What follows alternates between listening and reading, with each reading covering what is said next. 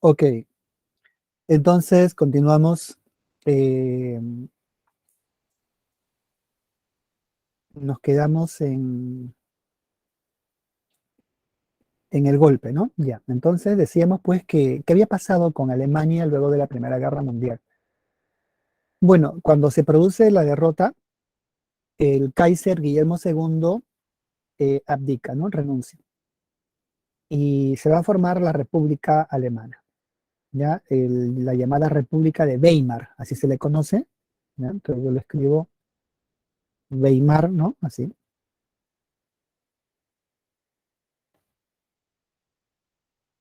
Weimar. Y el presidente de esta república va a ser Federico Ebert, ¿no? Así se llama. Y bueno, así nace la República Alemana. ¿Ya? Es una república, ¿no? Breve, ya hasta el ascenso de los nazis al poder, ¿no? Pero te recordemos que Alemania pasa de una monarquía a una república. Así que Hitler lo que quiere hacer es un golpe de Estado contra este gobierno republicano, ¿ya? El Putsch de 1923, pero va a ser derrotado, ¿no? Hemos dicho, y va a ser llevado a prisión. ¿Ya? Entonces, ya en la cárcel, ¿ya? En la cárcel, ¿no? Porque va a ser condenado a 5 años, pero va a salir en 2 al año en realidad. Y va a escribir el, el Mein Kampf, ¿no? Publicado en 1925. ¿Ya? Ese libro significa mi lucha en castellano. Mein Kampf, ¿no? Mi lucha. Y contiene la ideología nazi, los principios ideológicos escritos por Hitler en prisión. ¿Ya? Que se basa en 3 ejes, ¿no? Principalmente, ¿no? ¿Cuál es uno? El antisemitismo. Es decir, una política de Estado contra, ¿ya? Contra todo el grupo étnico semítico, ¿no? Semita, ¿ya? Que no solamente son los judíos, sino en general todos aquellos que pertenecen a este grupo. Pero va a estar destacando principalmente el grupo judío dentro del semitismo, ¿no? Entonces, aquí tenemos de que los judíos eran calificados como responsables de la derrota de Alemania en la Primera Guerra Mundial y como responsables de la crisis económica.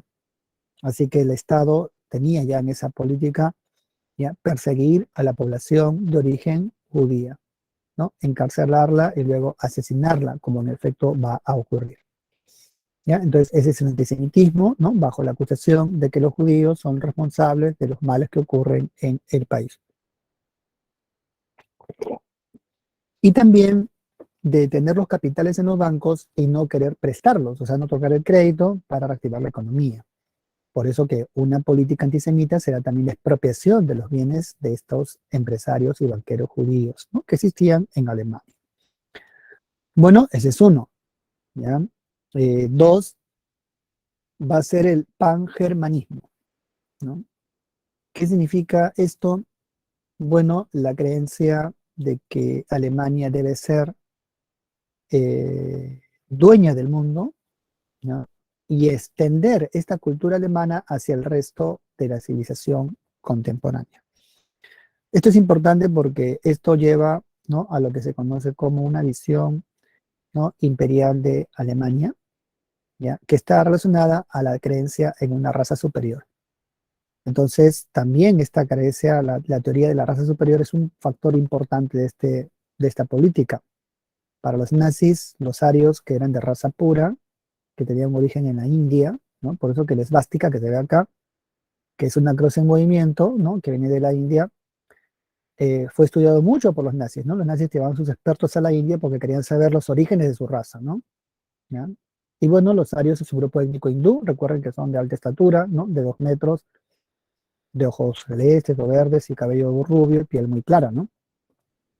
Entonces ellos pensaban que la raza aria era la única raza humana y que las demás no lo eran. Por eso que el proyecto nazi era el exterminio de la población no aria, ¿no? Como proyecto mundial, obviamente, ¿no?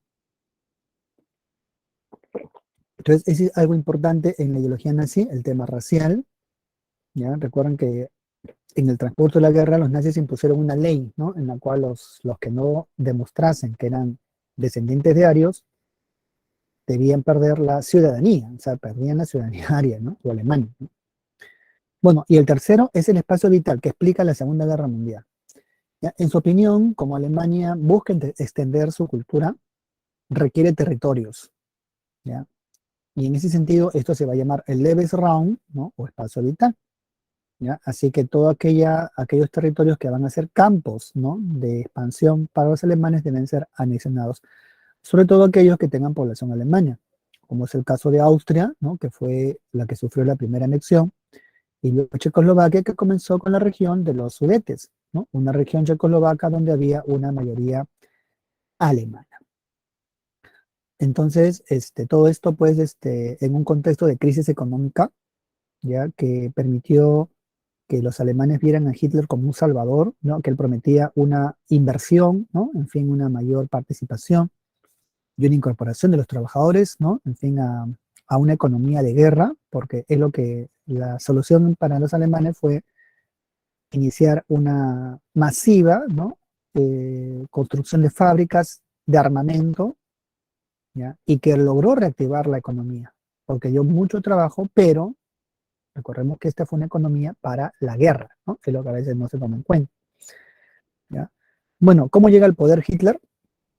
Esto debido a la Gran Depresión, ¿ya? Alemania fue el país más castigado, uno, porque tenía que pagar las reparaciones de la Primera Guerra Mundial, y dos, porque la economía estaba en recesión. Había perdido las colonias, ¿no? Su ejército había sido reducido, ¿ya? Y la Gran Depresión creó una inflación, ¿no? Una inflación en millones de porcentajes, porque finalmente el marco alemán se depreció, ¿ya? Una carreta, como se ven en las fotografías ¿no?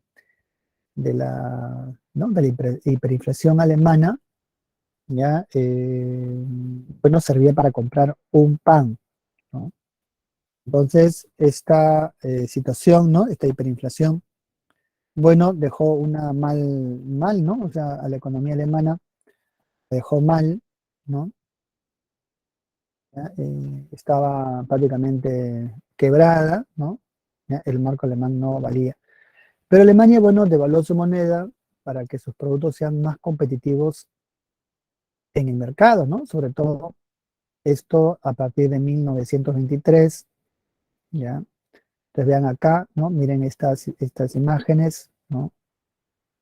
¿Ya? Acá ponemos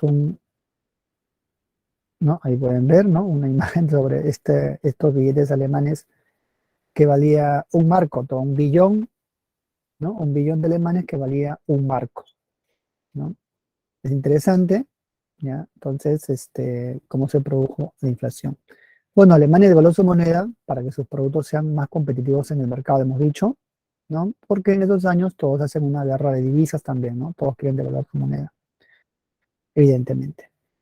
Bueno, así que la crisis estaba en Alemania, ¿ya? Y bueno, como los alemanes prometían mucho trabajo, ¿no? Los nazis, ¿no? Así que el partido nazi obtuvo la mayoría en el Parlamento, ¿ya? El Parlamento es el Reichstag, ¿no? Y ya con esta mayoría, el partido nazi comenzó desde el Parlamento a bloquear las labores de la República, ¿no? Del gobierno republicano.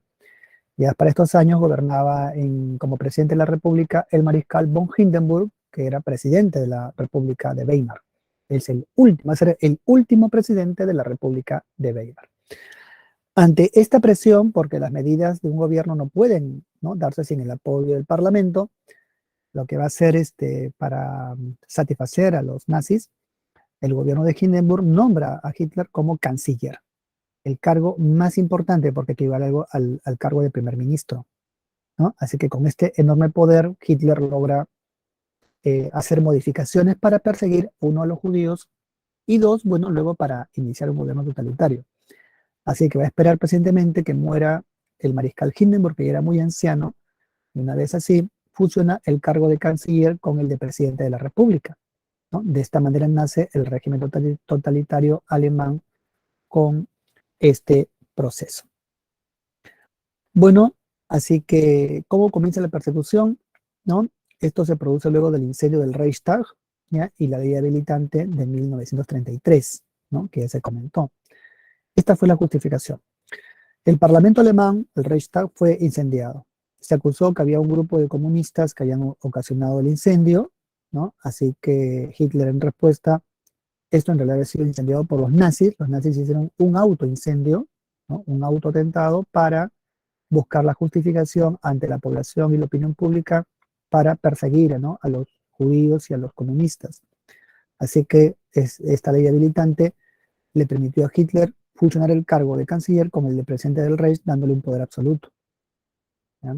2 años después, Hitler implementa las leyes antisemitas de Nuremberg de 1935. Es famosa estas leyes, ¿por qué?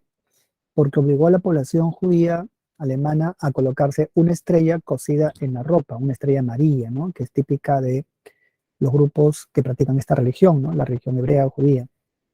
Así que se hizo para identificarlos y luego llevarlos al campo de concentración nazis, ¿no? Al campo de Dachau, Treblinka, Sobibor, donde van a ser sometidos pues a prácticas crueles, ¿no? Inhumanas. ¿Ya? Recordemos que los campos de concentración, ¿no? Allí se hacían, era una situación pues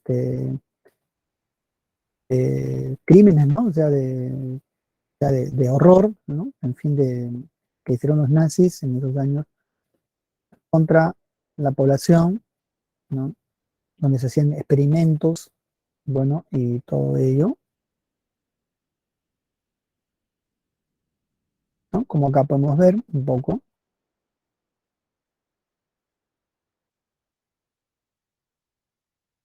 Recordemos que los alemanes no tenían piedad ni con los niños, ¿no?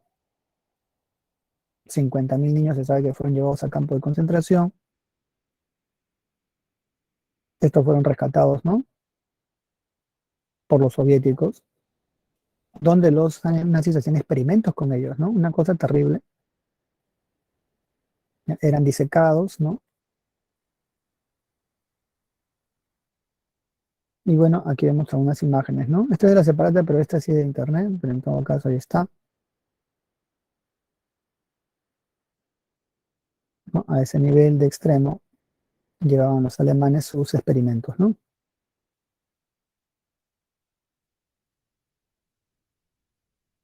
Bueno, ahí lo tenemos. Esta lectura es de la separata y este de la separata también, ¿no? El de acá de los niñitos, ¿ya? Porque el doctor Muerte, llamado el doctor Mengele, hacía experimentos con los niños, ¿no? Bueno, era una cosa de terror. Bueno, en fin, lo cierto es que aquí los nazis, ¿ya? Dan estas leyes antisemitas y luego para demostrar que los arios eran superiores, o sea, dentro de,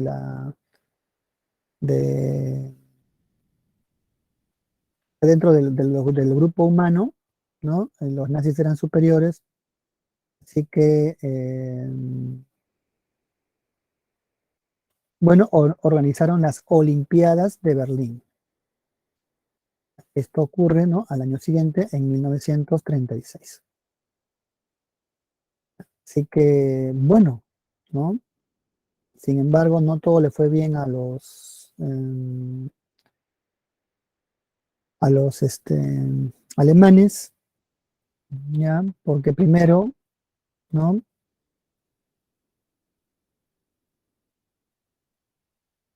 Un norteamericano, Jesse Owens, ¿ya? Derrotó a los alemanes en la competencia de los 100 metros planos, ¿no?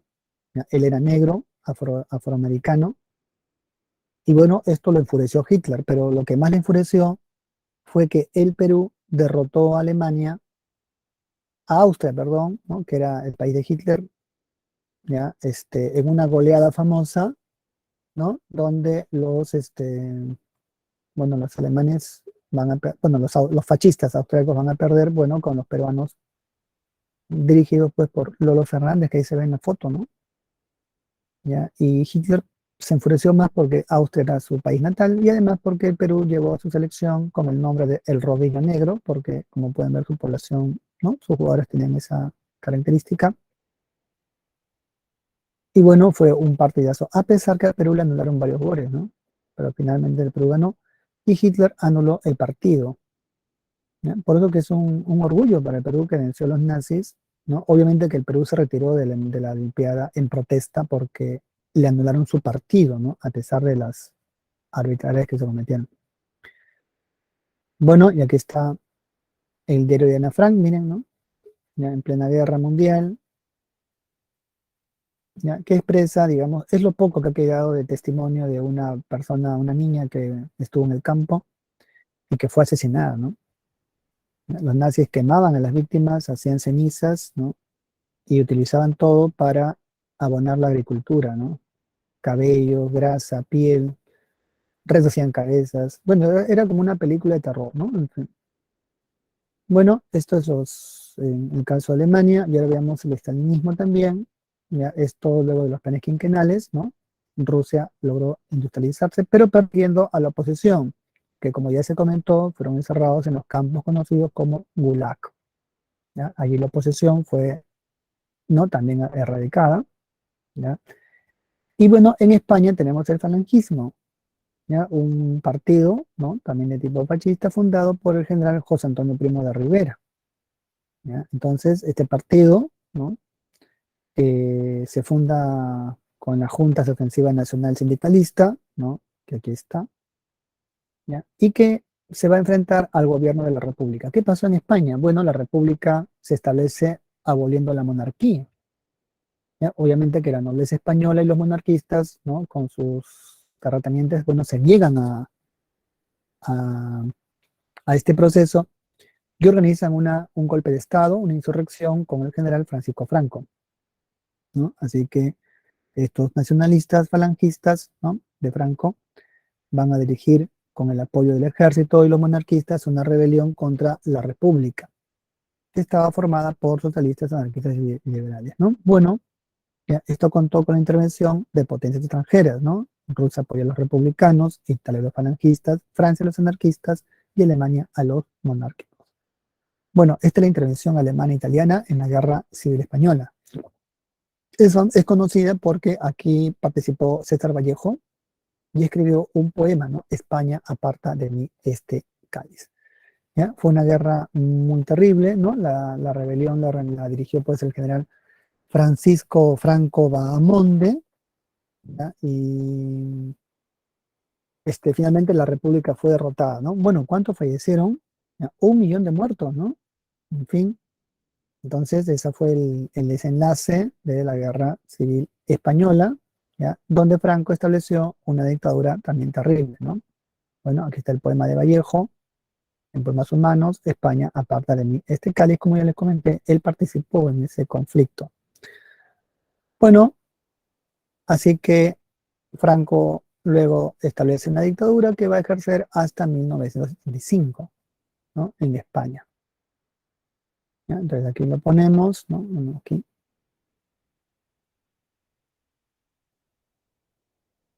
Bien. Ahora, ¿España participó en la Segunda Guerra Mundial? No, no participó. ¿Ya? Solo envió una expedición, la Expedición Azul, ¿no? Pero de manera con voluntarios que querían pelear en la guerra contra los soviéticos durante el Plan Barbarroja, ¿ya? Pero no formó parte del eje porque Franco no quería participar en la guerra, obviamente porque sabía muy bien que la guerra de Alemania no podía vencer frente a estas grandes potencias como Inglaterra, Estados Unidos y también los soviéticos. Bueno, entonces esto es respecto a estos personajes y acá vemos, ¿no? ¿No? A los principales miembros de estas agrupaciones. Él es Mussolini, ¿no?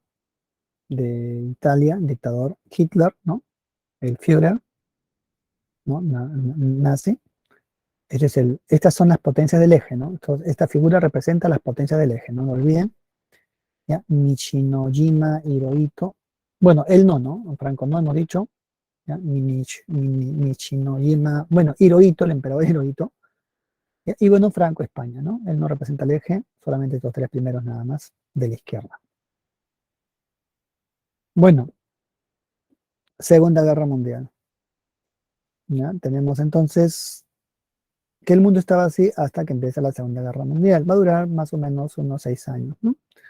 Primero que tenemos dos bloques, ¿no? El eje Alemania, Italia y Japón, ¿ya? Que habían iniciado ya conflictos, ¿no? Y políticas anexionistas. Por ejemplo, ¿no? Alemania se había anexionado, había invadido, ¿no? En realidad es una invasión, la anexión, Austria y luego Checoslovaquia con el Plan Verde. Checoslovaquia prácticamente fue balcanizada, ¿ya? Italia había invadido Etiopía y Albania, y Japón invadió China, ¿no? Recuerden que invade China por Manchuria y crea un estado títere conocido como Manchukuo, ¿no? Bueno, pero antes de la Segunda Guerra Mundial se firman dos pactos, ¿no? El Pacto de Múnich, donde los ingleses y británicos le entregan a Alemania Checoslovaquia, un acto de traición, mientras que alemanes y soviéticos firman el Pacto Germano-Soviético. ¿Ya? Aquí ambos acuerdan repartirse de manera secreta Polonia. Bueno, los aliados formados por Francia, Gran Bretaña, Estados Unidos y la Unión Soviética, ¿no? Ahí están los bloques. ¿Y cuáles son las causas? Son muchísimas, ¿no? Ahí se han puesto solamente algunas.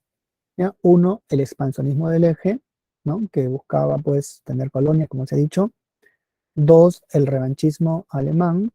¿Ya? Alemania buscaba los nazis crearon una corriente revanchista en la población luego de la derrota, ¿no? En la Primera Guerra Mundial.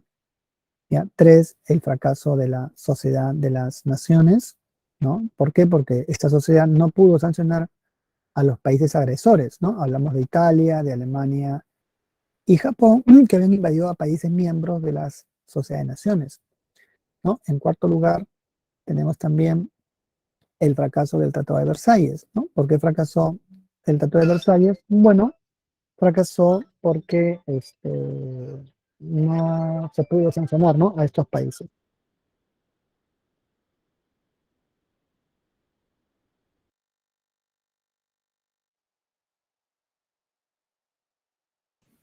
Entonces, como decíamos, no se pudo sancionar, ¿no? A estos países y además porque Alemania finalmente pudo rearmarse.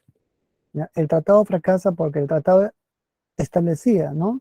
Tácitamente que los alemanes no debían tener una flota, ¿no? Pero los alemanes lograron evitar, ¿no? O sea, no respetaron esa cláusula y finalmente Alemania, bueno, establece su flota, ¿no? Su flota y rearma su ejército. ¿Ya? Esa es la característica principal, ¿no? Bueno, ¿cómo comienza la guerra? Con la invasión a Polonia. ¿Ya? Alemania busca un pretexto, ¿no? Le exige a Polonia que entregue el pasillo Danzig, ¿ya? Un pasillo que evitaba que Alemania tuviera contacto con la región de la Prusia Oriental. Polonia se niega, obviamente, y Alemania simula una invasión polaca, ¿ya? Lo cual era falso porque fueron prisioneros alemanes vestidos con uniforme de soldados polacos, ¿no? Bueno, así con esta autoinvasión, ¿no? Fue el pretexto para que Alemania invadiera Polonia el 1 de septiembre de 1939. Bueno, Polonia va a resistir por un mes, pero luego va a ser invadida también por los soviéticos, así que Polonia desaparece como país. ¿Ya? Una vez ya repartida Polonia, los alemanes le ofrecen la paz a los aliados, pero ellos rechazan la paz y comienza, bueno, en el frente occidental lo que se conoce como la Guerra Boba, ¿no? Una guerra en la cual no hubo mayor enfrentamiento debido a que los franceses confiaban en la línea Maginot, ¿no? Una línea de fortificaciones que defendía a Francia de un ataque directo por parte de Alemania. Así que Alemania lo que va a hacer primero, viendo la línea Maginot, y además ellos construyen su línea Sigfrido, ¿no? Así se llama la línea defensiva de ellos, invaden la zona del Mar del Norte. Así que comienza la invasión con Dinamarca, ¿ya? Que cae en 12 horas en realidad, ¿no? Fue rápida la invasión, y Noruega más o menos en 15 días. ¿Por qué ellos se lanzan contra el Mar del Norte? Porque quieren evitar a toda costa el bloqueo británico. Recuerden que el bloqueo británico fue una causa importante en la derrota de Alemania en la Primera Guerra Mundial, ya que Alemania se quedó sin alimentos, así que con un control de Noruega, ¿no? Tenían el acceso a sus recursos alimenticios y dos, al mineral de hierro de Suecia, ¿no? Por esa razón, los alemanes invaden Dinamarca y invaden también Noruega. Luego de esa campaña inician la invasión hacia el frente occidental, ¿ya? Así que invaden Holanda, Bélgica, Luxemburgo y dan la vuelta a la línea Maginot, ¿no? Esta había sido construida para enfrentar de manera directa a una tropa en un asalto frontal, pero no para verse rodeada por la parte de atrás, ¿no? Así que los alemanes invadiendo a estos tres países, ¿no? Holanda, Bélgica y Luxemburgo, toman el control de la región y se dirigen hacia París por la zona de las Ardenas. Finalmente París cae, ¿ya? Y Francia firma el armisticio de Compiègne, tal como se ve en la caricatura, ¿no? Francia acepta la invasión, ¿no? Acepta que el país se va a dividir en dos, el gobierno se traslada a Tours y bueno, y luego Vichy, ¿no? Y se establece un nuevo gobierno, el gobierno de Vichy, con el presidente Henry Pétain en 1940. La otra zona estaría bajo ocupación alemana. Bueno, mientras esto se produce en Francia, ¿no? En el verano de 1940, Alemania inicia el ataque aéreo a Inglaterra. Es la famosa batalla de Inglaterra, la batalla aérea más grande de la historia a la fecha aún. ¿Por qué?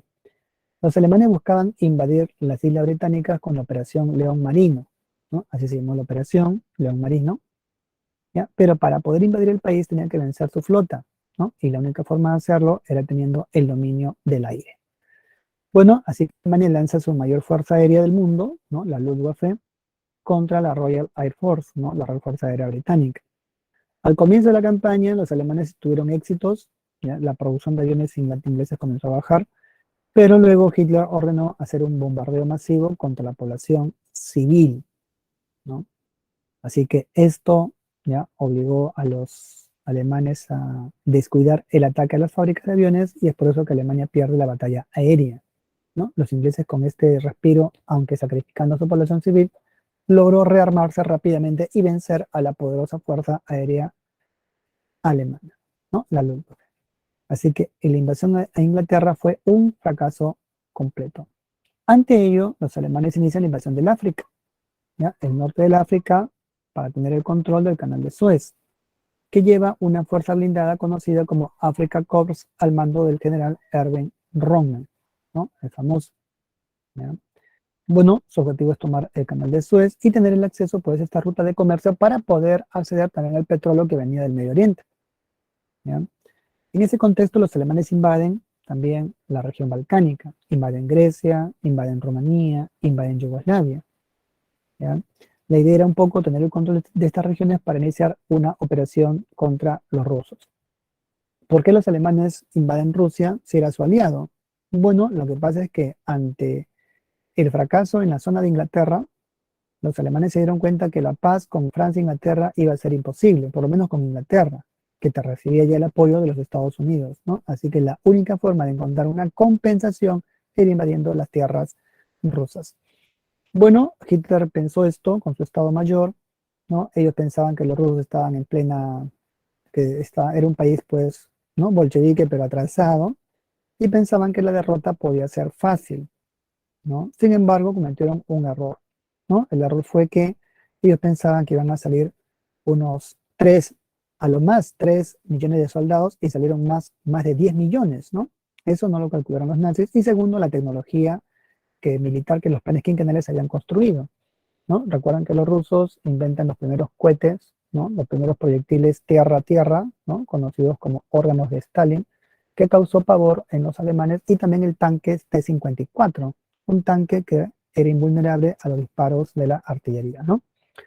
Bueno, así que el 22 de junio de 1941, ¿ya? El mismo día que Napoleón invadió Rusia, ¿no? En las guerras napoleónicas, Alemania invade la Unión Soviética, ¿ya? Que busca los pozos petroleros del Cáucaso, ¿ya? Como los pozos del Oriente estaban muy lejos, por el amparo de la flota británica, los alemanes buscan los petróleos de Rusia, ¿no? ¿Para qué? Para alimentar a su flota naval, ¿no? De sumergibles y a su flota de infantería motorizada, los tanques, ¿no? Bueno, la resistencia va a ser desesperada, ¿ya? Los alemanes llevan 3 millones de soldados muy bien armados, pero van a ser derrotados en la batalla de Moscú, ¿ya? Esto ocurre en diciembre de 1941, ¿ya? ¿Qué vence a los alemanes? El frío, ¿ya? La temperatura en Rusia, ¿no? Puede bajar hasta 40, 50 grados bajo cero, y los alemanes invaden Moscú sin ropa de invierno. Más de 300.000 alemanes fallecieron, ¿eh? Solamente de frío en la campaña sobre Rusia. Así que la batalla de Moscú fue un completo fracaso y la capital no pudo ser tomada, ¿no? Bueno, mientras esto ocurre, ¿no? La Blitzkrieg, así se llama la guerra relámpago, se apaga, ¿no? Se enfría en Moscú. El 7 de diciembre de 1941, Japón ataca la base naval de Pearl Harbor en las islas Hawái. Así que Estados Unidos ahora declara la guerra al Japón. ¿Por qué ocurrió la guerra? Bueno, esto tiene que ver con la guerra comercial que tuvo Japón con Estados Unidos por el control de esas zonas económicas, la zona Asia-Pacífico, ¿ya? En la región de Asia. Obviamente que ambos disputan, ambos tienen muy buenas flotas, pero no se decidían aún por la guerra. ¿Qué motiva la guerra? Bueno, el embargo petrolero que los americanos le van a hacer a Japón.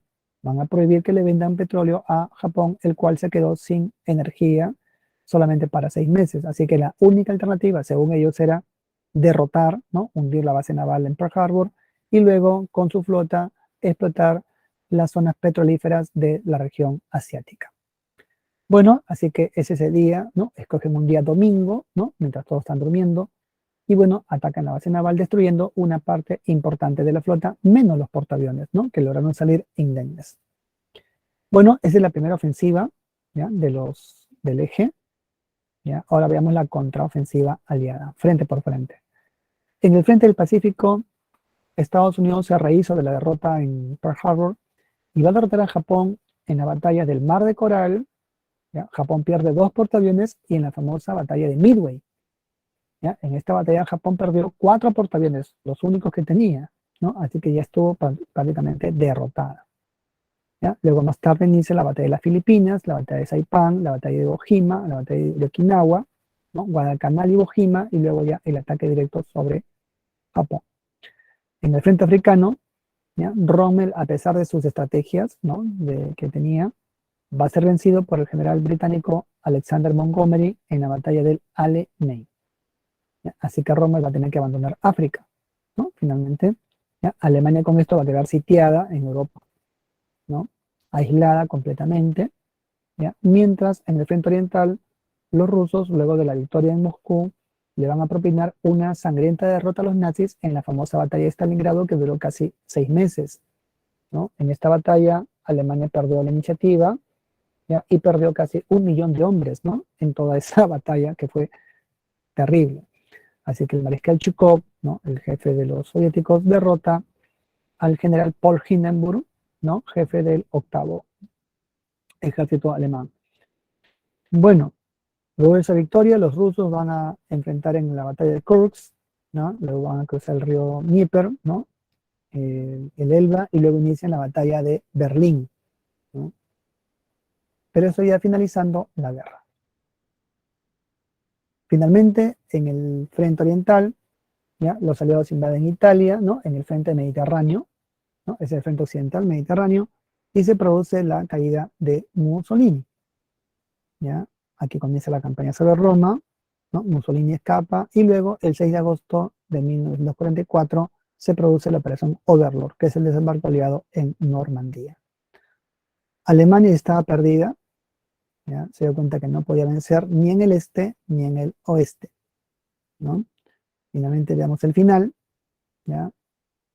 Primero se produce la caída de Mussolini, ¿no? Él va a ser asesinado, ¿ya?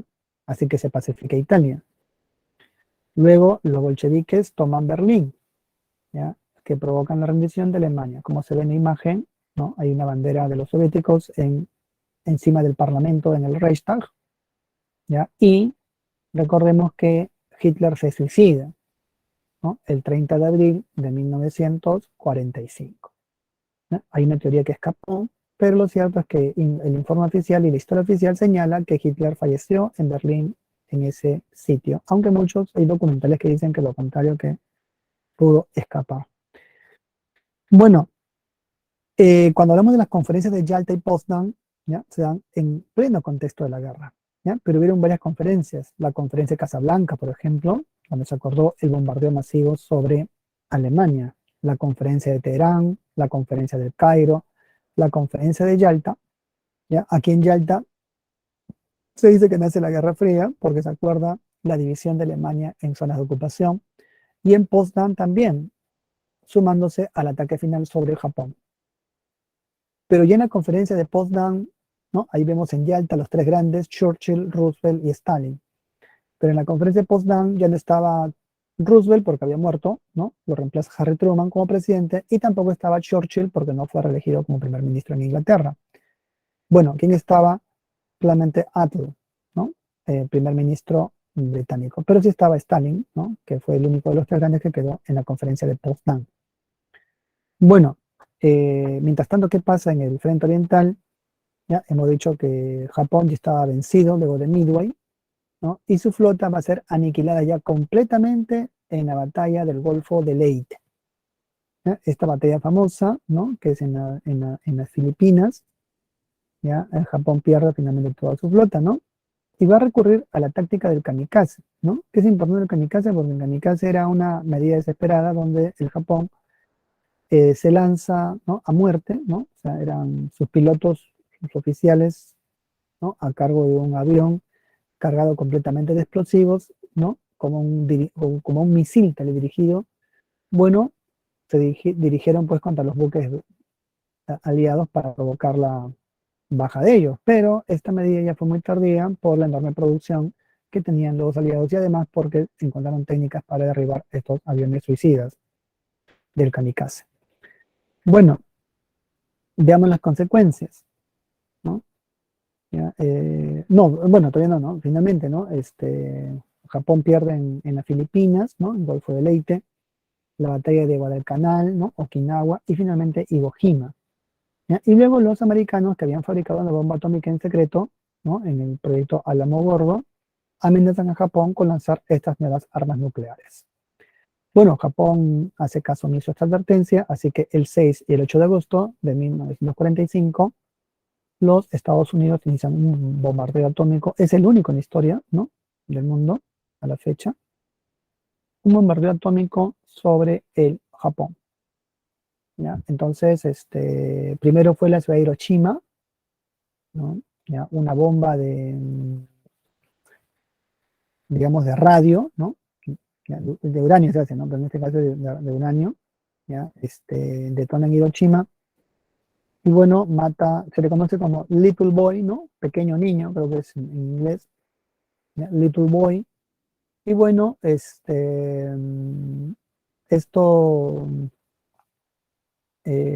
bueno, mata un montón de 250.000 personas mueren, ¿no? En este ataque, ¿ya? Y luego tenemos la bomba atómica de Hiroshima, ¿no? Que es la bomba de plutonio, conocida como Fat Man, ¿ya? Bueno, también provoca la muerte de 100.000 personas, ¿no?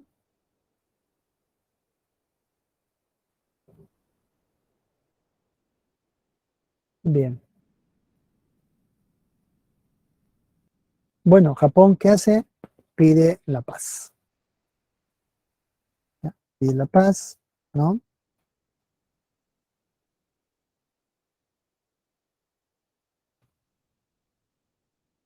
¿No? Entonces acá podemos ver, ¿no? El bombardeo, ¿ya? Así rapidito,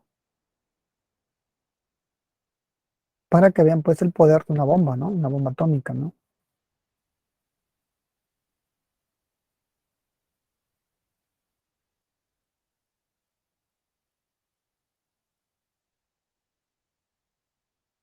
¿Ya? Entonces aquí lo mostramos para que vean, ¿no? La detonación original.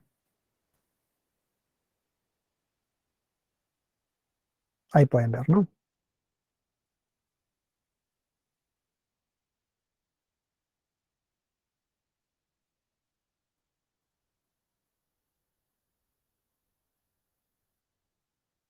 Vista desde el aire, como se puede ver, ahí detona la bomba atómica, ¿ya? 250.000 niños, ¿no? No, perdón, 250.000 personas, ¿no? En general. Y luego viene la bomba de Fat Man, ¿no? Fat Man creo que es Fat Man, hombre grande, ¿no? Algo así. En Nagasaki, que es una bomba de plutonio. Bueno, aquí con este lanzamiento los aliados ven el impacto que tiene la radiación, plutonio y uranio, ¿no? O radio en el cuerpo humano, ¿no?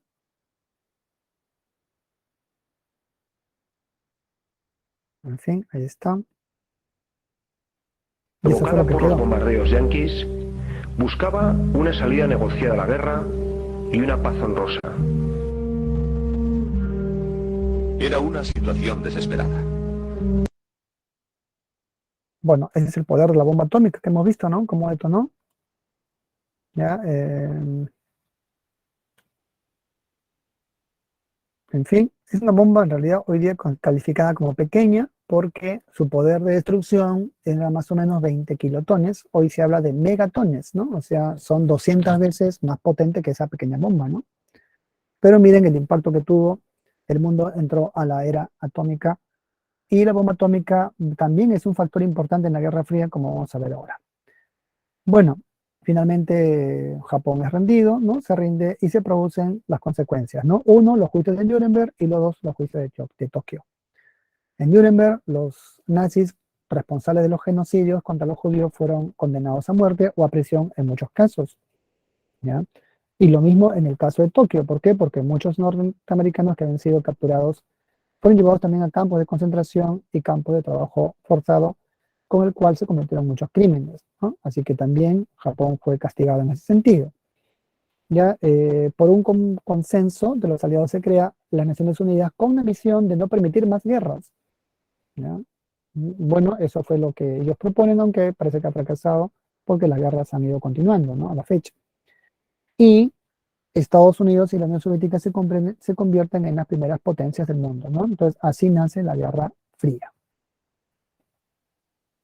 Entonces, acá vemos, ¿no? El mapa de la Guerra Fría, ¿ya? Es una confrontación política, geopolítica global, ¿no? Entre Estados Unidos y la Unión Soviética, ¿ya? El mundo se va a dividir en dos grandes bloques, ¿no? Digamos que países pro-soviéticos y países pro-norteamericanos, ¿ya? Y esta división se va a llevar en el plano político, económico, ideológico, cultural y de manera indirecta en el campo militar. Por ejemplo, en lo ideológico, ¿no? Ustedes, no sé si han visto la película Rocky IV. ¿No? En esa película, ¿ya? Recuerden que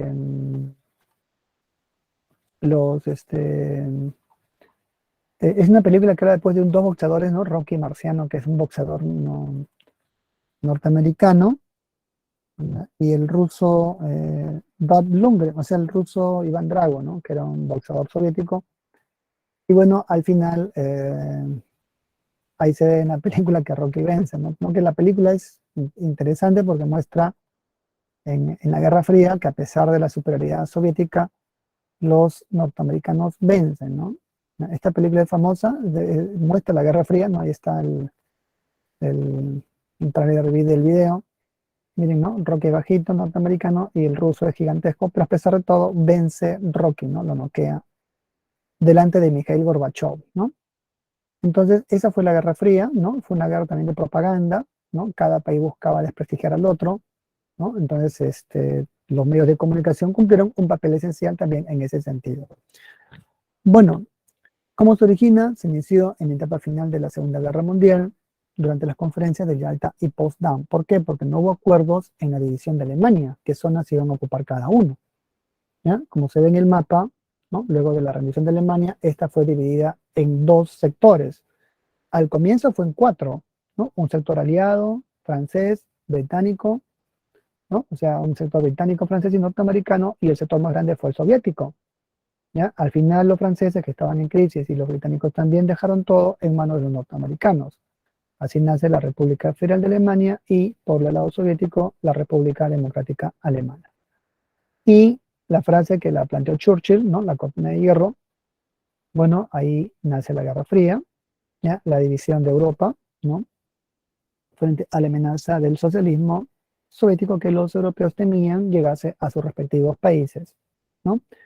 Bueno, ¿ya? Es una guerra, ¿no? Donde hay un antagonismo ideológico, ¿no? Como decíamos, cada sistema se critica por demostrar cuál de los dos es superior uno al otro. Es el surgimiento de bloques militares, ¿ya? Hablamos de la OTAN, ¿no? La OTAN es la organización del Tratado del Atlántico Norte, ¿no? Integrada por estos países, ¿no? Francia, Inglaterra, la República Federal y Estados Unidos, y también frente al Pacto de Varsovia, ¿no? Que ahora participan países que son del bloque socialista, ¿no? Todos esos países que se ven de color medio, ¿no? Aquí con la URSS, de color medio rosado, bueno, ahora son parte del bloque socialista porque han aceptado, bueno, han adoptado, se les ha impuesto el régimen socialista. Bueno, tenemos la carrera armamentista, ¿ya? Que es otra característica, ¿no? Con la fabricación de armas nucleares cada vez más perfeccionadas, ¿no? Entonces, eso es lo típico también. Y la carrera aeroespacial también es parte de esa carrera armamentista porque se busca ahora enfrentar la guerra en una condición mejor en el espacio. Bueno, este es el mapa de la Guerra Fría, ¿ya? Aquí están los países pro-norteamericanos y los países pro-soviéticos, ¿no? Ahí están, ¿ya? Este está en la separata del mapa. Y bueno, las características, ¿no? Que están acá, ¿ya? Entonces ahí está la división, ¿no? ¿Ya? Alianza militar, ¿no? Choques a través de terceros países, ¿no? Desarrollan una industria militar nuclear, ¿ya? Una economía basada en la planificación, ¿no? Y una economía basada pues en la supremacía del dólar, ¿no? Una economía de mercado. ¿Ya? Recuerden que son dos economías diferentes, una economía estatista y una economía de mercado, ¿no? Capitalista. Bueno, y también desarrollan las democracias y bueno, desarrollan sistemas políticos bajo control de partidos comunistas, ¿no? Bien, entonces vemos algunos ejemplos, ¿no? Este está en la separata, obviamente, ahí lo hemos sacado.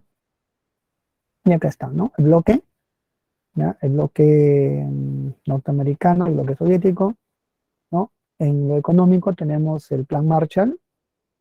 Bueno, ¿qué fue el Plan Marshall? Fue el apoyo, la ayuda económica, los préstamos que Estados Unidos otorgó a sus países aliados de Europa Occidental. ¿Ya? Como habían sido castigados durante la guerra, ¿no? Recuerden que Francia fue ocupada e Inglaterra no fue ocupada, pero fue bombardeada, ¿no? Entonces, ¿cómo reactivar la economía? Bueno, fue con ayuda de Estados Unidos. ¿Ya? Y debido a esta inversión que hace Estados Unidos, porque es una inversión, ¿no? Para reconstruir la infraestructura de estos países a través de ciertos organismos que se crean también, como el Fondo Monetario y otras, bueno, establecen al dólar como moneda de reserva mundial, a nivel mundial, ¿no? Entonces, ahí se origina el dólar como moneda primera, ¿no? Primera moneda de reserva a nivel mundial.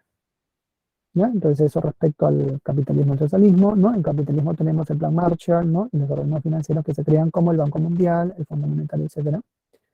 Y el socialismo con el Comecon, Consejo de Mutua Ayuda Económica, que fue también la ayuda de este imperio, ¿no? El soviético a los países de Europa Oriental. ¿Ya? Estamos hablando de apoyo también financiero, ¿no? Bueno, la moneda de ellos era una moneda periférica, el rublo, ¿ya? Pero que estos países lo aceptaban, ¿no? Esto en lo económico, ¿ya? Así que así sea nacimiento del mercado común europeo, ¿no? Y dos, al sistema económico soviético, ¿no? En lo militar tenemos la OTAN, que es la Organización del Tratado del Atlántico Norte, ¿ya? Que es una alianza militar, ¿no? Entre Estados Unidos y los países de Europa Occidental, como se había indicado, frente al Pacto de Varsovia, ¿ya? Que es también una alianza militar entre la Unión Soviética y Europa Oriental. Y bueno, esta competencia de la Guerra Fría también se va a ver en la carrera espacial, ¿ya? Recordemos que fueron los soviéticos los primeros en colocar el primer satélite artificial al espacio, el Sputnik 1. ¿Ya? Esto es famoso, ¿no? Comienza la llamada Guerra de las Galaxias, aquí comienza la Guerra de las Galaxias, porque los soviéticos pensaban ya que la guerra era inevitable, así que buscaban tener satélites en el espacio y así, ¿no? Desde el espacio bombardear ¿no? A los países que no estaban dentro de su bloque, ¿no? Militar. Bueno, los norteamericanos también se encuentran pues sorprendidos por estos avances soviéticos, esta tecnología que ellos era impensable pudieran haber construido, porque decían como los soviéticos que habían sido castigados durante la Segunda Guerra Mundial pudieron haberlo hecho rápidamente. No solamente eso, también los soviéticos envían a Laika, ¿no? Era una perrita, ¿no? El primer ser vivo en orbitar la Tierra, ¿ya? Y envían al primer hombre al espacio, Yuri Gagarin, que es el primer cosmonauta en el espacio. Esto provocó un temor terrible en los norteamericanos. También la primera mujer, Valentina Tereshkova, fue la primera mujer cosmonauta soviética que va al espacio. Y bueno, esto se ve acá ¿no? En esta imagen de la separata que ustedes tienen, aquí en la revista Times, ¿no? El mundo occidental se asustó, ¿no? En fin, aquí vemos la cara de Yuri Gagarin, ¿no? ¿Ya? Pero los americanos lograron rehacer, así que van a llevar al primer hombre de la luna en el proyecto Apolo. ¿Ya? Los soviéticos tenían el proyecto Lunik, ¿no? Así que han ido el Lunik 1, el proyecto Vostok, ¿no? El Vostok 1, el Vostok 2, ¿no? Y los norteamericanos el proyecto Apolo. Será el Apolo 11, o sea, fueron 11 intentos, ¿no? Que van a llevar a los primeros hombres al espacio, ¿no? Los cosmonautas Collins, Armstrong, son 3, ¿no? Neil, Collins y Armstrong, ¿no? Bueno, así que realizan el primer amerizaje lunar, ya, tal como se ve en la imagen, ¿no? Bueno, así que, ¿no? Aquí está, ya, Neil Armstrong, ¿no? Y Yuri Gagarin, ¿no? Y bueno, la perrita laica, ¿no? Aquí está. Bueno, ahora veamos la zona de tensión. ¿Ya? Han habido muchas zonas de tensión en el lapso de la Guerra Fría, ¿no? Han sido Vietnam, ha sido el Canal de Suez, ha sido la zona de África, ¿no? Pero principalmente ha sido la Guerra de Corea, ¿no? Y también ha sido Berlín, ¿no? Porque recuerden que hubo un bloqueo, primer bloqueo y segundo bloqueo sobre Berlín. Pero el hecho ya militar directo, ¿ya? Tenemos con la Guerra de Corea que comienza, ¿no? En el año 50, 1950 y dura hasta 1953. Bueno, ¿cuáles son las causas de la Guerra de Corea? El temor de Estados Unidos a la expansión del comunismo en el lejano oriente. Bueno, debido pues a que luego de la Guerra Mundial Corea logra su independencia, ya los americanos que habían ocupado Japón ven, ¿no? Que no podían tolerar una Corea unificada bajo un régimen distinto a ellos en la península, ¿no? Así que logran establecer una línea de paralelo 38 que forma o delimita Corea del Norte con Corea del Sur, ¿no? El norte tenía Pyongyang como capital y el sur tenía Seúl. Bueno, ya, ¿por qué se inicia la guerra? Bueno, Corea del Norte quiere unificar el país, así que invaden Corea del Sur, ¿ya? Entonces aquí los norcoreanos invaden con apoyo de China y la Unión Soviética a Corea del Sur, que recibe el apoyo a su vez de los Estados Unidos y de las Naciones Unidas, ¿no? Estados Unidos envía al general Douglas MacArthur, ¿ya? Él se convierte en el comandante de las tropas, ¿no? Para liberar Corea del Sur, ¿ya? Y logran expulsar a los norcoreanos, ¿ya? Pero llegan a la frontera con China, ¿no? La intención de los norteamericanos era capturar finalmente toda la península, pero los chinos, viendo que se aproximaban al territorio, inician un ataque masivo.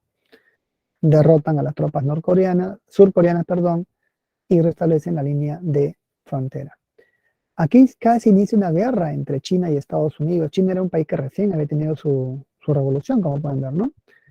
Recién estaba empezando, pero los norteamericanos pensaron lanzar bombas atómicas sobre China, pero esto podía provocar la respuesta de los soviéticos, que también tenían ya bombas atómicas, ¿no?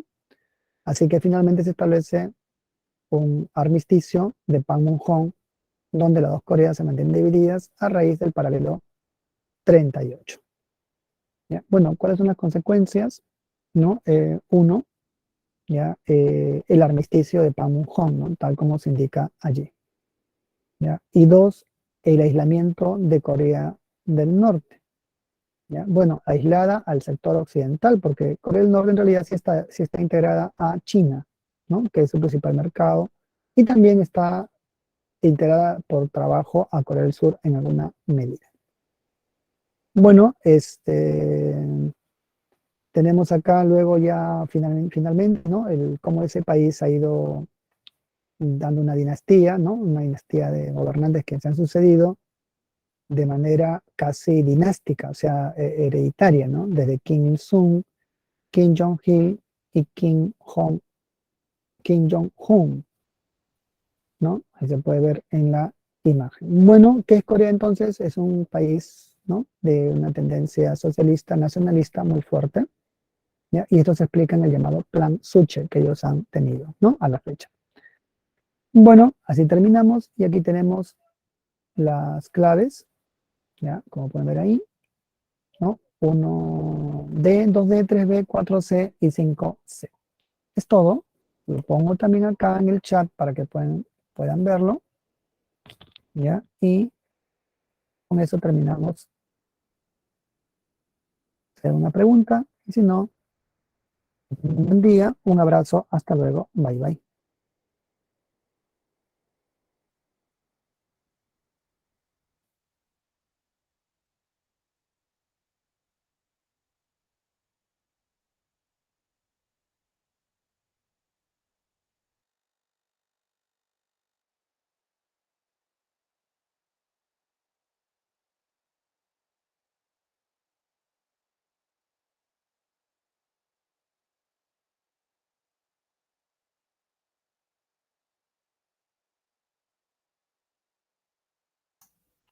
Buenas tardes, chicos. Muy buenas tardes con todos. Ay, buenos días. Disculpe, yo estoy volada, un poco perdida. Buenos días. Bien, voy a compartir pantalla. Unos minutos. Oh,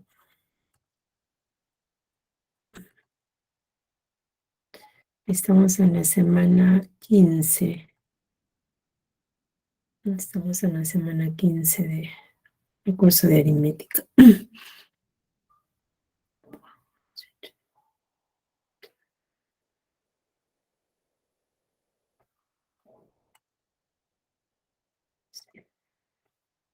Bien, vamos a compartir pantalla.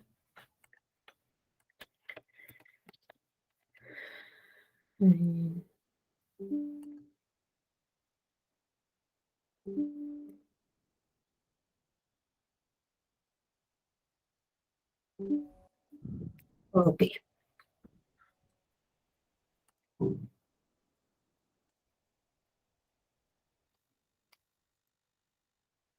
Ningún problema, está muy bien.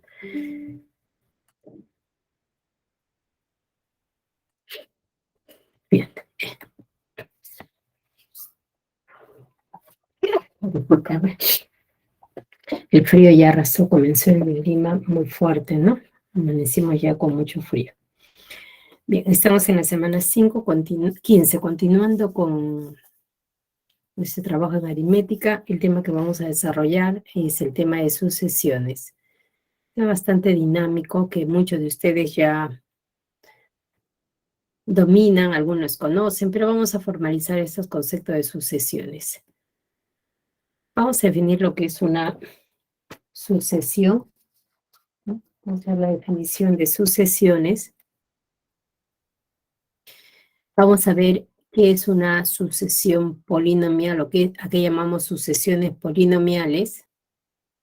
Luego veremos lo que son progresiones, que son sucesiones especiales, ¿no? Son casos especiales de sucesiones, como son las progresiones aritméticas y las progresiones geométricas. Luego veremos qué es una serie infinita, que viene a ser también una sucesión, solo que acá ponemos algunas restricciones con respecto a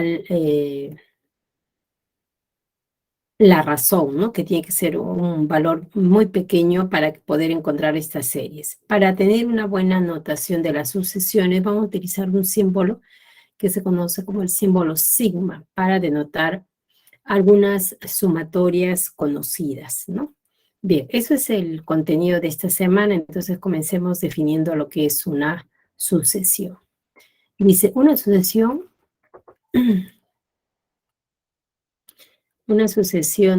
de números reales es una función, ¿no?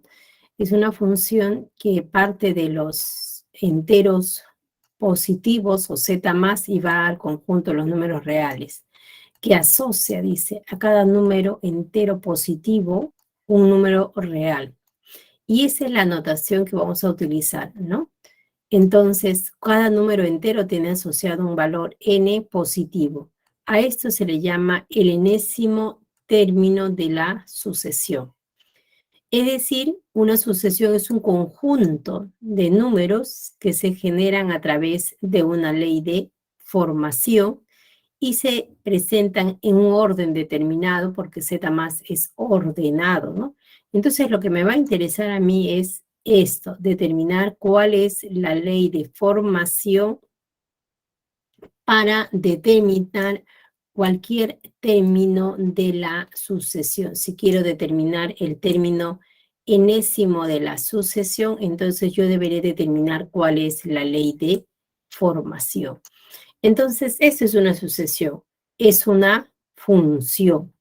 Solo que en esta función el dominio es los enteros positivos y el rango es los números reales. Y la notación que tiene está acá, es una notación especial, x sub n. Siempre que vea subíndice acá, estoy frente a una sucesión. Y es la forma en que se denotan a las sucesiones. Veamos algunos ejemplos.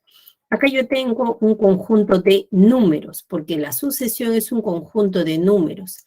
Pero este conjunto de números los podemos los podemos asociar con los términos de una sucesión. Puede ser, por ejemplo, que este es el A sub 1, el A sub 2, el A sub 3, el A sub 4. Vamos a borrar todo para no tener, y tenemos acá la asignación. Primero, segundo, tercero, cuarto, ¿no? Entonces lo puedo ver como una sucesión. Además, esta sucesión es sencilla. La ley de formación consiste en ir sumando un número, el número 1 al predecesor, ¿no? Entonces sumamos 1, 1, 1. Entonces, esto es llamado una sucesión aritmética, donde el término enésimo o la ley de formación que me permite determinar el término enésimo está dado de esta forma, ¿no?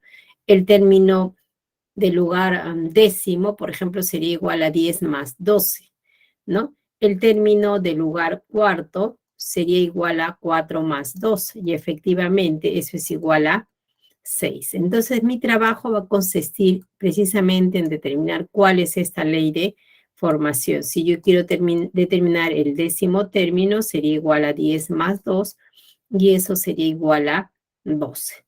Y así voy determinando cualquier término de mi sucesión. En este caso, esta es otra sucesión, entonces el primer término es A sub 1, segundo A sub 2, tercero A sub 3 y el cuarto A sub 4. En este caso yo no voy sumando, sino voy restando. Le estoy restando menos 3, menos 5, menos 7. Cuando los términos de una sucesión se realizan mediante suma o mediante diferencia, estoy frente a sucesiones llamadas aritméticas, igual como las proporciones. Recuerda que cuando comparamos mediante diferencia era proporción aritmética, pero mediante cociente era una proporción geométrica, ¿no? Entonces, igual acá, sucesión aritmética porque estoy realizando mediante suma o diferencia. Entonces, la ley de formación dicen que es igual a sub n igual a 15 menos n al cuadrado. Quiere decir que el término cuarto, por ejemplo, será igual a 15 menos 4 al cuadrado. Y 15 menos 16 me está dando el valor de menos 1, que es el que aparece ahí, ¿no? Entonces, de esta forma yo puedo determinar cualquier término de esta sucesión, que como se dice es un conjunto de números. Acá usted ve, también podría expresar que esto de acá es una sucesión y lo puedo escribir así, ¿no? Es un conjunto de números, Z es infinito. Eso también lo podría haber escrito así, ¿no? Como n más 2. Es otra notación que se utiliza para sucesiones, donde n mayor o igual a 1, ¿no? O también se usa la notación n más 2, ¿no? Donde n pertenece a i, donde i es la notación para los naturales. Son algunas notaciones que se utilizan para las sucesiones. En este caso, en esta sucesión, los términos que van a ser el primero, A sub 1, segundo, que es 2, el A sub 2, 6, el A sub 3, 18, A sub 4, 54, obtengo los términos de la sucesión multiplicando cada uno por 3. 2 por 3, 6, 6 por 3, 18, 18 por 3, 54. Cuando hay producto ya se llaman sucesiones geométricas. En este caso, la ley de formación consiste en multiplicar por 2 a 3 elevado a la n menos 1, ¿no? Así, si yo quiero encontrar el término cuarto, eso será igual a 2 por 3 elevado al cubo, ¿no? Y 2 por 3 elevado al cubo, que es igual a 27, me va a dar 54, que es lo que aparece acá, ¿no? Y entonces borramos todo, y entonces, en nuestro caso, lo que me interesa de la sucesión es determinar la ley de formación para determinar cualquier término de la sucesión. La sucesión, recuerde, es una función, y los elementos de la sucesión se escriben como conjunto de números. Bien, entonces borramos todo, y entonces vamos a ver las sucesiones polinomiales. Entonces, hay sucesiones polinomiales lineales, cuadráticas y cúbicas, ¿no? Entonces, recuerde que un polinomio lineal es de esta forma, ¿no? Es ax más b. Un cuadrático es igual a por x al cuadrado más b por x más c. Y 1 cúbico, entonces aparece el término cúbico, ¿no? A por x al cubo, más b por x al cuadrado, más c por x, más d. Muy bien, borramos todo. Entonces vamos a ver cuando se dice que una sucesión, que es un conjunto de números, es una sucesión de primer orden o sucesión lineal. Cuando yo tengo una sucesión de números o un conjunto de números cuya diferencia entre dos términos consecutivos es una constante. Cuando la diferencia entre dos términos consecutivos parece una constante, entonces yo digo que estoy frente a una sucesión lineal de primer orden. A eso se llama sucesión lineal de primer orden. Y ahí están las progresiones aritméticas. Una progresión aritmética es un conjunto de números donde la diferencia entre ellos siempre es una constante, que es un tema que veremos luego. Vemos ahora las sucesiones polinomiales de segundo orden. En las sucesiones polinomiales de segundo orden se van a describir fácilmente, porque si yo tengo un conjunto de términos, me dicen que el término enésimo en una sucesión polinomial está expresado de esta forma. Es un polinomio de grado 2, ¿no? El término enésimo. ¿Y cómo determinar A, B, C? Entonces, el A, B, C, que son valores constantes de esa forma de determinar el A sub n, que se determina de la siguiente manera. Supongamos que yo tengo una sucesión de números. Entonces, ¿qué hago? Determino la diferencia entre dos términos consecutivos. Entonces, A sub 2 menos A sub 1, B sub 3 menos A sub 2, B sub 4 menos A sub 3, A sub 5 menos A sub 4. Y al realizar esta diferencia positiva, encuentro una nueva sucesión, pero no encuentro una constante. Entonces, continúo realizando la diferencia entre dos términos consecutivos. Cuando hago la diferencia entre dos términos consecutivos, recién ahí aparece la constante. Entonces, ahora, para determinar el valor de A, B y C, lo que hago es determinar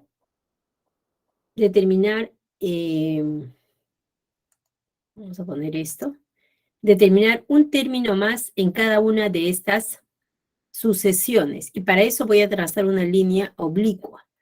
Y voy a determinar, acá tendríamos R, acá tendríamos otro término más que le vamos a llamar el término D sub 0, porque este es A sub 0, y acá el A sub 0, ¿no? Entonces voy a determinar otros términos más en cada una de las sucesiones. Entonces, el valor de A sería igual a este valor. 2 veces A es igual a R. Entonces, R será igual a esta constante dividido entre 2.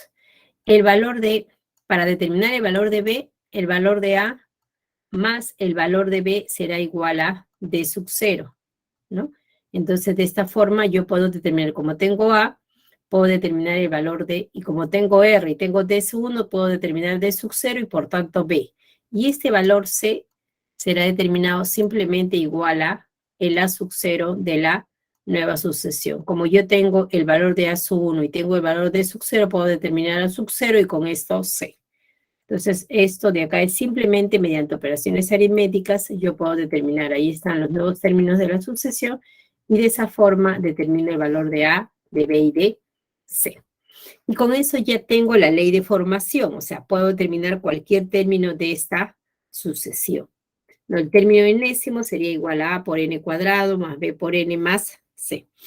Esto es para una sucesión polinomial de segundo orden.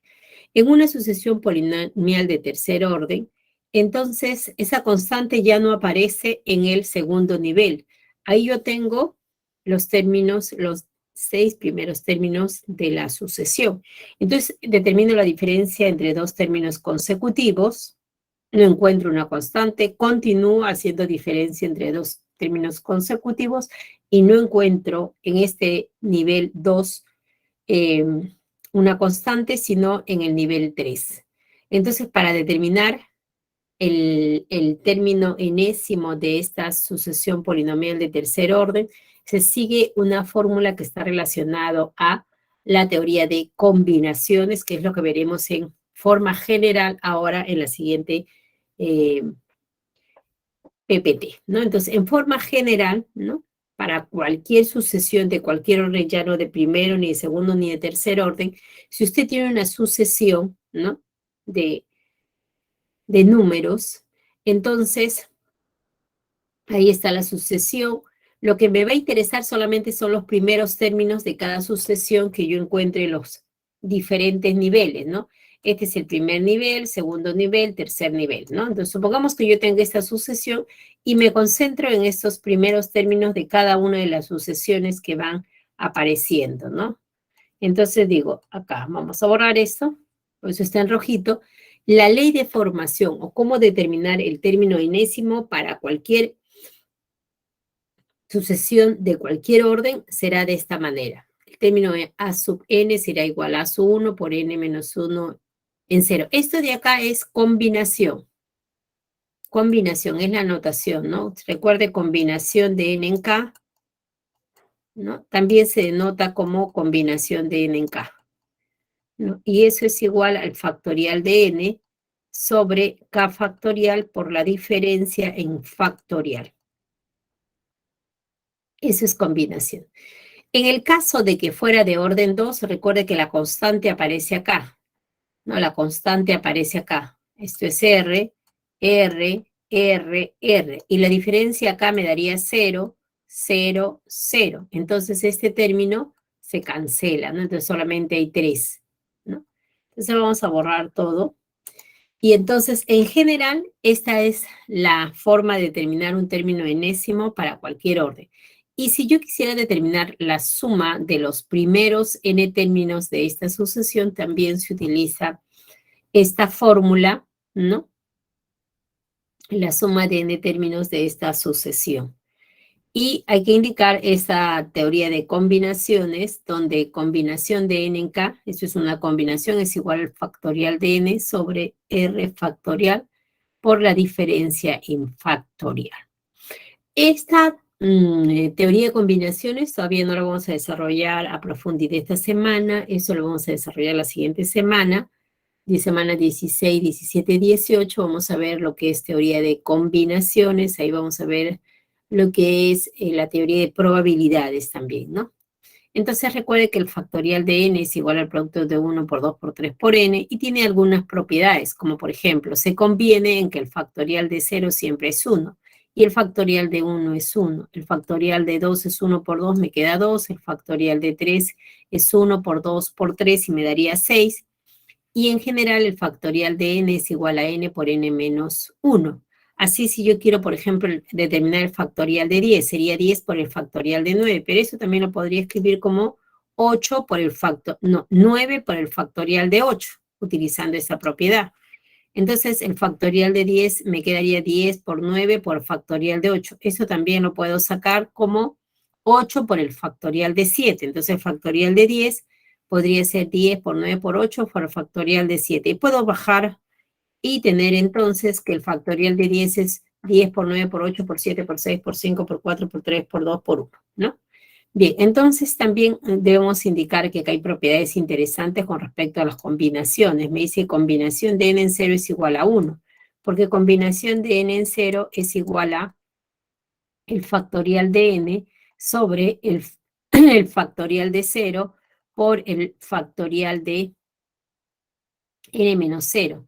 N menos r, ¿no? Pero acá r vale 0, sería n menos 0, sería simplemente el factorial de. Entonces esto se cancela, pero esto de acá es 1. Arriba 1 y abajo también 1 por 1, y esto me va a quedar igual a 1. Entonces cuando yo tenga combinación de n en 0, siempre me va a dar 1. Quiere decir que acá, esto de acá, por ejemplo, queda simplemente 1, ¿no? En la teoría de, para hallar la ley de formación. Ah, no, acá sí, de n menos 1 en 0, esto siempre me va a dar 1, ¿no? Siempre que tengo el 0 en la parte inferior. Vamos a borrar todo. También se conviene que la combinación de n en n vale 1, ¿no? Cuando yo tengo combinación de n en n, según la definición, sería n factorial y en el denominador sería nuevamente n factorial y ahora la diferencia en factorial, pero la diferencia me da 0 factorial. Y esto es 1 porque esto es 1 y esto con esto se va y me queda 1 sobre 1, 1. Borramos todo y luego combinación de n en 1 esto me queda n. No, porque acá yo tengo combinación de n en 1. Según la definición sería n factorial, abajo sería 1 factorial y ahora la diferencia en factorial, o sea, n menos 1 factorial. Pero esto de acá, utilizando esta propiedad, sería n menos 1 factorial por n. Y en el denominador tengo factorial de 1, pero factorial de 1 es 1. Sería 1 por n menos 1 factorial. Entonces esto se cancela y solamente me queda n. Entonces combinaciones de n en 1 es simplemente n, ¿no? Ahora, combinación de n en 2 va a salirme n factorial sobre 2 factorial por n menos 2 factorial. Fíjese acá, esto de acá, ahora, esto de acá estoy utilizando la definición simplemente. Esto de acá lo puedo ir bajando utilizando esta propiedad. Sería n por n menos 1 por n menos 2 factorial. Entonces estos términos se cancelan y me queda simplemente que combinación de n en 2 es igual a n por n menos 1 por 1 por 2. Y así puedo ir determinando las combinaciones de n en 3 y las combinaciones de n en 4. Simplemente utilizando la definición de combinaciones. Puedo ir determinando esto. Veamos ahora un ejemplo para este caso, ¿no? En la parte superior se han puesto las fórmulas de las leyes para determinar el enésimo término y la suma de n términos en una sucesión polinomial de cualquier orden, ¿no? Me dicen, dada la sucesión polinomial 1, 1, 3, 13, 37, determine su ley de formación, el sexto término y la suma de los 6 primeros términos. Muy bien, entonces ahí está la sucesión. ¿Qué hago? Diferencia entre dos términos consecutivos. 1 menos 1, 0, 3 menos 1, 2, 13 menos 3, 10, 37 menos 13, 24. No encuentro una constante. Continúo haciendo la diferencia entre dos términos consecutivos. 2 menos 0, 2, 10 menos 2, 8, 24 menos 10, 14. Tampoco encuentro una constante. Continúo haciendo la diferencia. 8 menos 2, 6. 14 menos 8, 6. Y ahí sí encuentro la constante. Recuerde que los primeros términos deben quedar 1, 0, 2, 6. Esos son los primeros términos de cada uno de los niveles. Entonces, me piden hallar la ley de formación. Quiere decir que yo debo hallar esto, ¿no? Entonces, el término enésimo es igual a S1 por n menos 1 sobre 6, más B1 por n menos 1 en 1, más S1 n menos 1 en 2, más d n menos 1 en 3. Entonces, yo ya tengo, este es AS1, B1, C1 y D, ¿no? Entonces, reemplazo en esta ecuación para hallar, me dice el séptimo término. Entonces, n sería 6, ¿no? Entonces, en vez de poner acá n, voy a poner 6. Y acá tendría que poner 5. Y acá ya tengo el AS1, B1, C1 y D.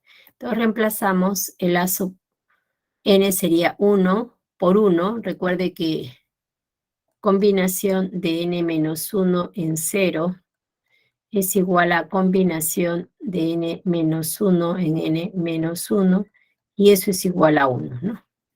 Entonces acá b sub 1 toma el valor de 0, de n menos 1 en 1, más c sub 1 que vale 2, combinación de n menos 1 en 2, y más d que vale 6. Y luego utilizo las combinaciones, ¿no? Aplico las propiedades de las combinaciones, y se simplifica y llegaría usted a tener este término, ¿no? A su n sería igual a n al cubo menos 5n cuadrado más 8n menos 3, ¿no? Esto sería la forma de hallar cualquier término de la sucesión. Entonces, en particular, el sexto. Ahora, en vez de poner n, reemplazo por 6, ¿no? Y entonces, desarrollando, eso me daría 81. Podría reemplazar simplemente acá, ¿no? 6 al cubo, menos 5 por 6 al cuadrado, más 8 por 6 menos 3, ¿no?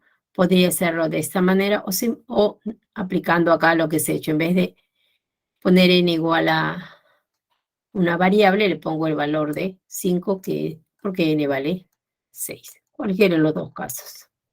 Bien, entonces ya tengo el término sexto. Y la suma de los 6 primeros términos. Entonces acá,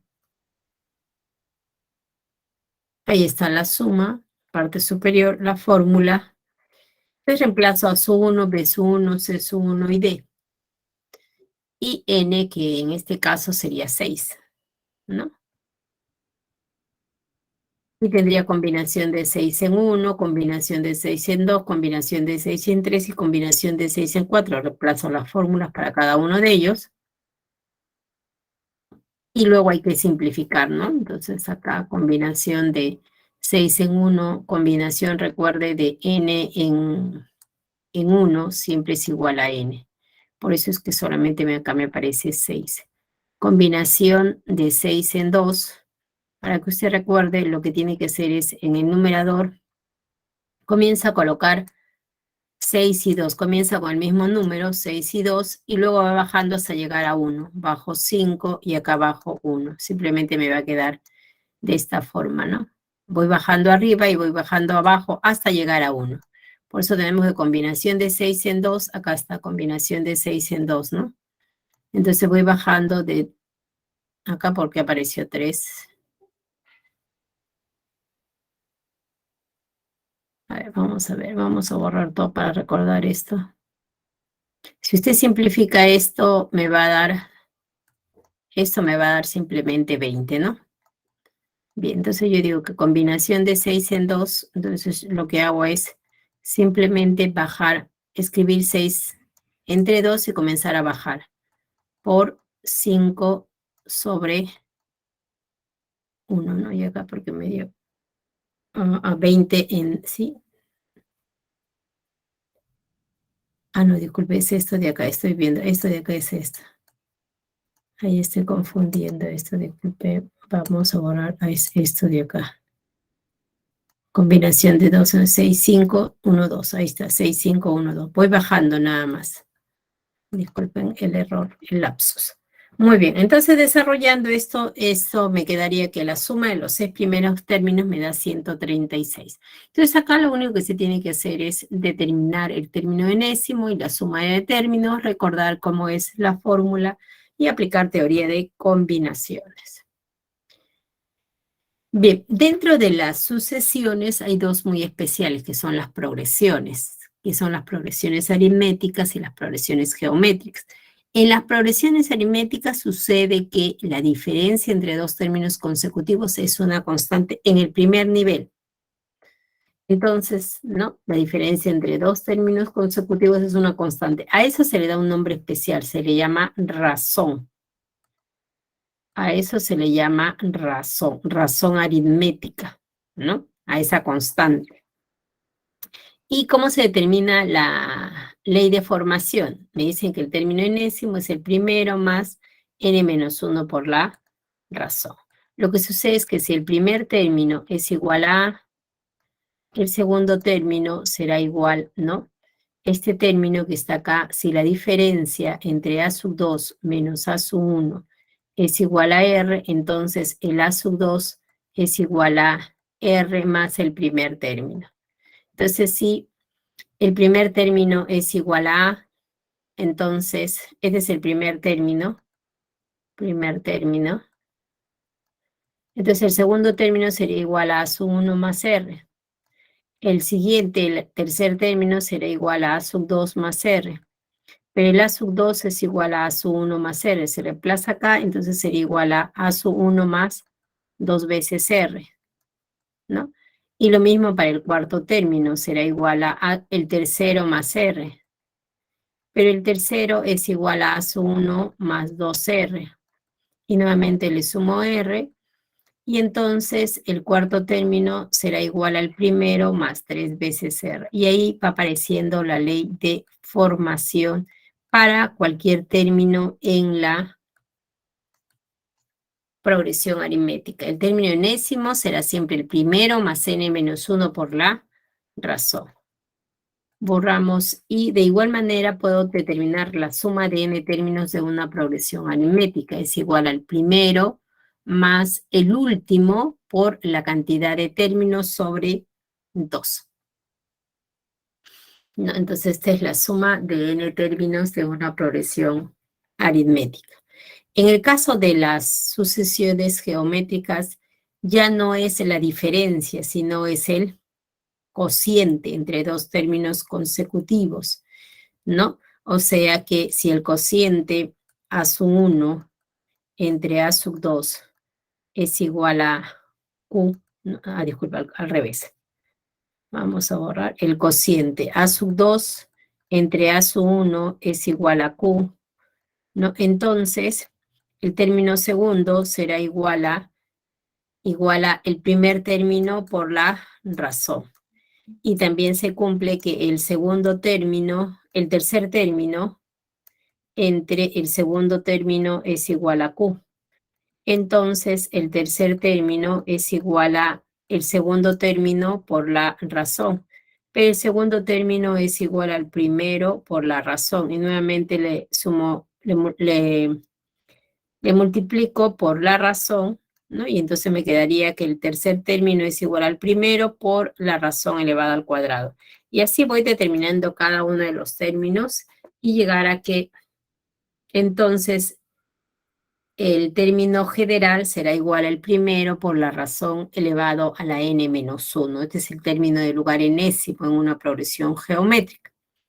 Y es sencillo también determinar la suma de n términos de una progresión geométrica. Es el primero por la razón elevada a la n menos 1 sobre la razón menos 1. Estas fórmulas, supongo yo, que lo han ya demostrado, visto en el secundario muchísimas veces, ¿no? Pero ahí está para recordarlas. Y vamos a ver una de ellas que son las series infinitas, ¿no? En las series infinitas, vamos a borrar acá esta anotación que quedó por acá. Vamos a suprimir esto.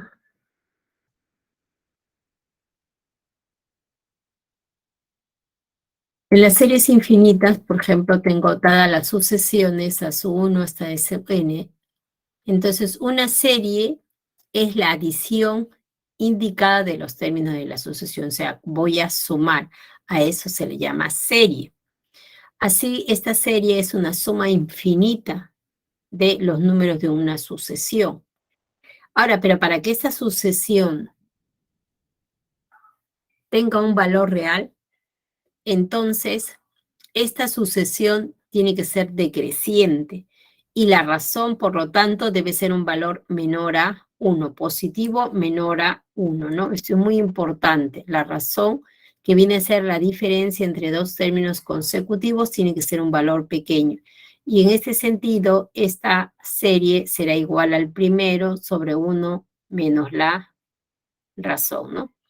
Y esto sí, por ejemplo, si yo tengo que hallar esta suma del primero más el segundo, que vendría a ser A sub 1 por Q, más el tercero, que sería A sub 1 por Q elevado al cuadrado, más el cuarto, que vendría a ser A sub 1 por Q elevado al cubo, y así tengo esta suma, ¿no? Pero Q, repito, menor a 1. Entonces acá este A sub 1 puede pasar a restar y tendría S menos A sub 1. Y los términos que me están quedando acá simplemente tienen un factor común, que es Q. Saco el factor común Q y me va a quedar A sub 1 más, acá me quedaría A sub 1 por Q. El siguiente se quedaría como A sub 1 por Q al cuadrado. Supongo que el siguiente será A sub 1 por Q elevado al cubo y así sucesivamente esta serie infinita. Entonces esto sería igual a S menos A sub 1 igual a Q. Y esto de acá, todo esto, nuevamente es S, ¿no? Entonces este factor que está acá pasa a restar acá y el A sub 1 pasa al otro lado a sumar y tendría A sub 1. Entonces acá factorizo S y me quedaría por acá 1 menos Q. Despejando, entonces tendría que esa suma infinita sería A sub 1 sobre 1 menos Q, ¿no? Entonces vamos a borrar todo. Y entonces ahí tengo que recuerde que la constante Q es el cociente entre dos términos consecutivos. Por ejemplo, me piden hallar esta suma infinita, ¿no? Me ponen puntos suspensivos. Ya me está indicando que se va al infinito. Entonces debo determinar el Q y asegurarme que el Q sea menor que 1. Si el Q es mayor que 1, eso no existe. Ojo, esto es muy importante. Si el Q es mayor que 1, esto de acá no existe. Esta suma no va a existir. Entonces ahí esa condición es importante. Bien, entonces acá debo buscar el Q. Entonces para tener ese valor o el cociente entre dos términos consecutivos, determino que es igual a 1/3. ¿No? 1/3, 1/3, 1/3. Entonces Q es 1/3 y ese valor sí es menor a 1. Entonces puedo aplicar la fórmula y decir que el valor de A será en el numerador 1/2, que es el primer término, y en el denominador 1 menos 1 sobre Q. Y bueno, ya esas son operaciones aritméticas. Arriba tendría 1/2, en el denominador tendría 2/3, extremos y medios me darían 3/4. Esa suma infinita me da 3/4, ¿no? Ese es para series infinitas. Y por último, vamos a ver las sumatorias. Vamos disculpen, por acá. Vamos a ver las sumatorias. Bien, entonces veamos. Dada la serie numérica, ahí está la serie numérica, se puede representar usando el símbolo sumatoria, llamado sumatoria y definido de esta manera. Este símbolo sigma, que lo utilizamos para la sumatoria, me ayuda para no tener toda esta escritura. En vez de poner A sub 1 más A sub 2 más A sub 3 hasta A sub n, simplemente escribo sumatoria, donde I está empezando en 1 y termina en n de los A sub I. El I, este subíndice que está acá, este subíndice es lo que indica, ¿no? El índice que está acá, ¿no? Va variando desde 1, comienza en 1, luego 2, 3, hasta el valor de n. N es valor entero. ¿Qué propiedades tiene esta sumatoria? Si observa usted en esta sumatoria, esta es una constante, no tiene nada que ver con el I. Entonces, cuando yo tengo una expresión de esta forma, es simplemente el producto de C por N, porque lo que me está diciendo es que se está sumando C N veces, nada más, C más C más C más C, N veces. Entonces, si yo tengo, por ejemplo, sumatoria desde igual 1 hasta 4 de 5, esto sería 5 por 4 y eso sería 20, ¿no? Ahora, si yo tengo acá en una sumatoria desde igual 1 hasta n de k por a sub i, el a tiene al subíndice i, pero k no tiene nada que ver, entonces sale de la sumatoria, sale fuera y luego efectúo la sumatoria. Bien, una propiedad importantísima en la sumatoria también es el hecho de la linealidad. A la primera propiedad se le conoce como propiedad de homogeneidad. Y a la siguiente se le conoce como propiedad de linealidad. Entonces, ¿qué significa? Que esta sumatoria puede entrar a cada uno de los sumandos. Veamos un ejemplo. Si me dicen la sumatoria de 3 por x al cuadrado menos 2x más 5. Entonces, primero, esta sumatoria se va a ir para cada uno de estos sumandos, para 3x al cuadrado menos 2x más 5. Luego el 3 y el 2 que está acá no dependen para nada de estos límites de la sumatoria porque el x solamente está afectando acá. Entonces, ¿qué vamos a hacer? Esto sale de la sumatoria y esto también sale. Entonces sería 3 por sumatoria de x igual 1 hasta 6 de x al cuadrado, menos 2 por sumatoria de x igual 1 al cuadrado de x, más 5 por la sumatoria de x igual 1 hasta 6 de 5. Esto me daría 6 por 5. Acá sí estaría sumando los primeros números desde 1 hasta 6. Y acá estaría sumando los primeros números elevado al cuadrado desde 1 hasta 6. Recuerden la fórmula, acá es n por n más 1 por 2n más 1 sobre 6. Y en este caso sería n por n más 1 sobre 2. En ambos casos n vale 6. Entonces acá sería n por n más 1 por 2n más 1 sobre 6. Y acá sería n por n más 1 sobre 2. Acá es simplemente 6 por 5. Y bueno, ahora hay que operar y eso ya calculo que usted puede desarrollar. Y eso me daría como resultado 266. Dentro de estas sumatorias hay una serie de fórmulas, ¿no? Que se utilizan y son muy conocidas. Por ejemplo, la suma de los n primeros números naturales, que es n por n más 1 sobre 2. O la suma de los n primeros números pares, que es n por n más 1. O de los impares, ¿no? Que es simplemente n al cuadrado. O de los n primero números, cada uno elevado al cuadrado, que es n por n más 1 por 2n más 1 sobre 6. O de los cúbicos, los primeros números elevados al cubo, es n por n más 1 sobre 2 elevado al cuadrado, ¿no? O de los telescópicos, la suma de los productos de los números consecutivos, 1 por 2 más 2 por 3 más 3 por 4 más n por n más 1. Eso es igual a n por n más 1 por n más 2 sobre 3. Entonces acá hay algunas sumas notables. Por ahora no demostramos nada. Cuando usted ingrese a la universidad, que estoy seguro que así será, si es que estudia en una condición, entonces esta sumatoria, como está relacionado a los números naturales, se demuestran. Hay un tema especial que se conoce como el tema de inducción matemática, que está relacionado a los números naturales, y ahí hacemos todas las demostraciones de que efectivamente estas fórmulas son correctas, ¿no? Ahí se demuestra. Por ahora solamente aceptamos y verificamos que efectivamente comprobamos que se prueba, que se verifica. Muy bien, entonces empezamos ahora sí con los ejercicios para esta semana y comenzamos con el ejercicio número 1. Dice así: Daniel desea ahorrar su dinero de la siguiente manera. El primer día, 5 soles. El segundo día, 14 soles. El tercer día, 24 soles. El cuarto día, 32 soles. Y así sucesivamente, cuyas cantidades en soles forman parte de una progresión aritmética.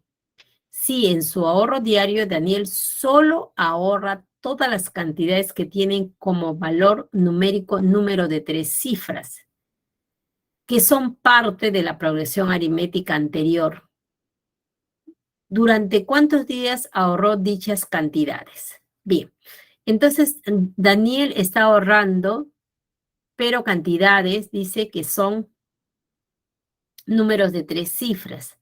Además, esas cantidades son parte de esta progresión aritmética que me dicen que el primer día es 5, el segundo día 14, el tercer día 23 y el cuarto 32.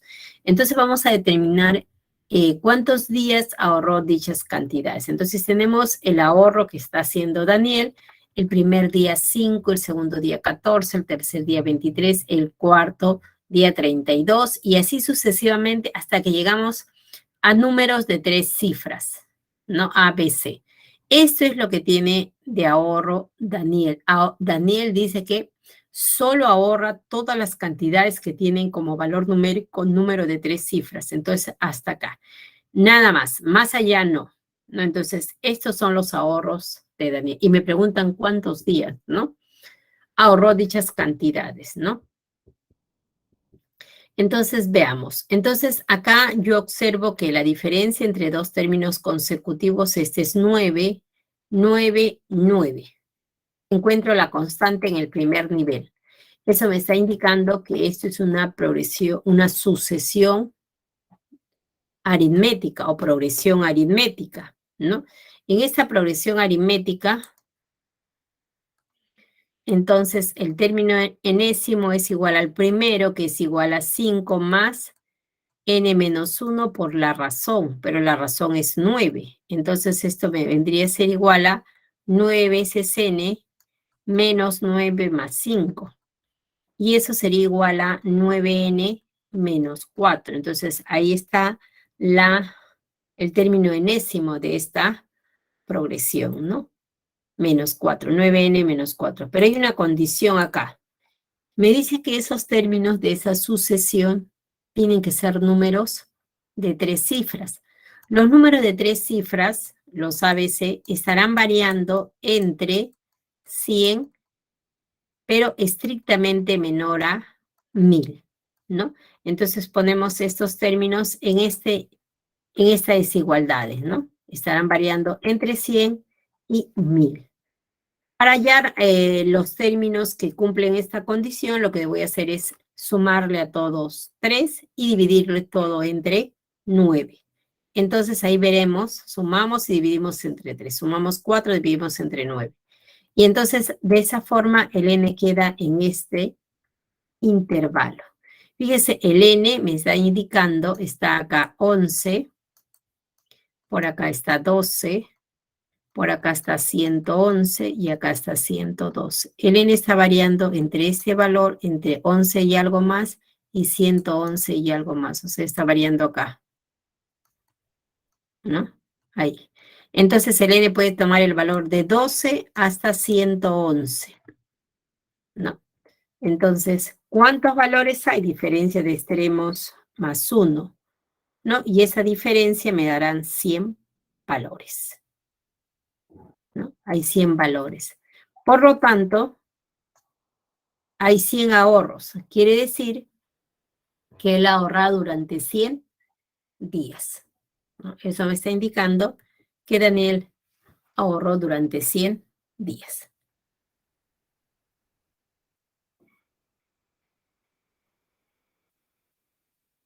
Bien, copien eso y pasamos al ejercicio número 2.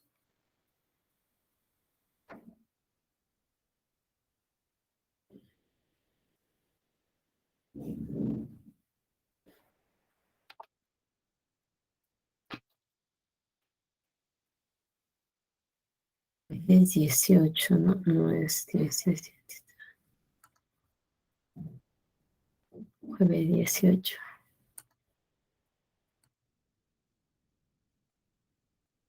Bien, vamos a ver lo que hace María. Dice, María quiere comprar una moto lineal. Para ello ahorra 23 días de tal manera, para ello durante 23, a ver, María quiere comprar una moto lineal. Para ello ahorró durante 23 días de tal manera que los montos diarios ahorrados forman una progresión aritmética. Si se sabe que el ahorro del cuarto y el 20º día suman 900, determina el monto total en soles ahorrados en los 23 días. Muy bien. Bien. Vamos a ver algo sobre las progresiones aritméticas. En las progresiones aritméticas, por ejemplo, si yo tengo, este es el primer término. Vamos a poner acá término 1, término 2, y solamente para algunos términos. Esto pues lo voy a trasladar para cualquier valor de término. Vamos a ver término 5, término 6, ¿no? Entonces, 2, 4, 6. Vamos a ponerle un término más, 7 y 8. Ahí está. Entonces, supongamos que este es el primer término, esto sería el segundo término, sería A sub 1 más R, este sería el tercero, A sub 1 más 2R, esto sería A sub 1 más 3 veces R, esto sería A sub 1 más 4 veces R, esto sería A sub 1 más 5 veces R, esto es A sub 1 más 6 veces R, y eso sería A sub 1 más 7 veces R. Bien, si usted suma este término con este término, la suma me va a dar 2 veces A sub 1 más 7 veces R. Sumando esto con esto, también me daría 2 veces A sub 1 más 7 veces R. Y yo sumo esto con esto, también me da 2 veces A sub 1 más 7 veces R, igual con estos de acá. ¿Qué estamos observando acá? Estamos observando, fíjese, que el término 1 más el término 8 es igual al término 2 más el término 7. Y es igual al término 4, el término 3 más el término 6. Y esto es igual al término cuarto más el término quinto. Y además observo que estos subíndices, fíjese, sumamos 1 más 8, 9, 2 más 7, 9, 3 más 6, 9 y 4 más 5, 9. Los subíndices son iguales y sus cantidades, por lo tanto, son iguales. Eso será igual a 2 a su 1 más 7R. Estas cantidades son iguales. Entonces vamos a utilizar esta propiedad que tiene solamente las progresiones aritméticas. Entonces acá tenemos, María quiere comprarse esa moto, entonces ahí están sus ahorros durante 23 días. Lo que me preguntan es el monto que ella va a ahorrar en estos 23 días, ¿no? Tenemos el primero, segundo, hasta el día 23. Me dicen que se sabe que lo que ahorró el cuarto y el 20º día suman 900. Ahí está el cuarto más el 20º día 20 suman 20. Suman 900. Ahora bien, entonces yo observo utilizamos acá la propiedad en una progresión aritmética, si el X más Y es igual a P más Q, entonces la progresión A sub X más A sub Y, o el término A sub X más el término A sub Y sería igual al término P más el término Q. Entonces, ¿eso qué me está diciendo? Que esta suma, ¿cuánto me da? 24. Entonces, yo puedo decir que la suma del término A sub 1 más el término 23 será igual a la suma del término A sub 4 más el término 20º, ¿no? Entonces, además, recuerde la fórmula de la sumatoria, ¿no?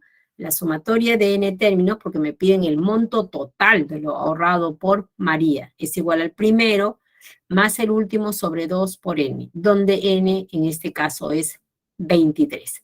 Entonces, utilizando esta fórmula, tendríamos que A sub 1 más A sub 23 o 23º será igual a el término cuarto más el término 20º, ¿no? Esos tienen que ser iguales y eso es igual a 900. Entonces, como eso es igual a 900, entonces lo que yo puedo hacer es reemplazar en esta suma, ¿no? Porque me piden lo ahorrado en 23 días, sería el A sub 1 más el A sub 3, que es 900, me quedaría 900 sobre 2 por 23, simplificando, eso me daría que el ahorro de María en los 23 días ascendería a 10.350, ¿no? Ese es el ahorro que ha realizado María en estos 23 días.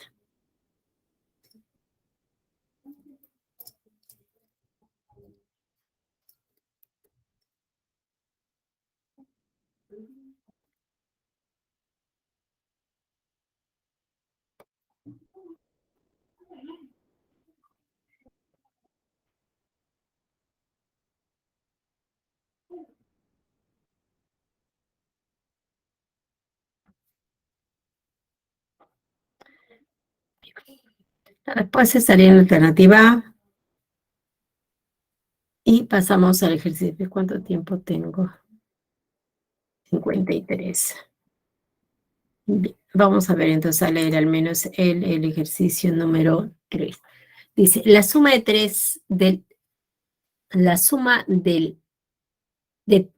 tres términos consecutivos de una progresión aritmética cuya diferencia positiva de cualquiera de dos términos consecutivos es 11, equivale a 66. Si Pedro le propone a su hijo una propina en soles consistente en el valor del término intermedio de esos tres términos de dicha progresión aritmética, halla el valor en soles de la propina del hijo de Pedro. Acá, esta es una propiedad también que, al igual que la anterior de las progresiones aritméticas, cuando yo tengo tres términos consecutivos en una progresión aritmética, yo debo fijarme siempre que si acá está el término central, y como la diferencia entre dos términos consecutivos es una constante, acá le voy a sumar la constante y acá le resto la constante. Y entonces usted observe que la diferencia entre dos términos consecutivos acá es R. No, acá la diferencia es R y acá también la diferencia es R. ¿No? Entonces siempre se acostumbra a colocar en una progresión aritmética en el centro acá A y le sumo R y le resto R. Esos son términos de una progresión aritmética, ¿no? Siempre cumplen esta condición. Bien, por ahí no vamos a quedar en mantener, descartar, no vamos a quedar por ahí, hacemos un break y continuamos en 15 minutos.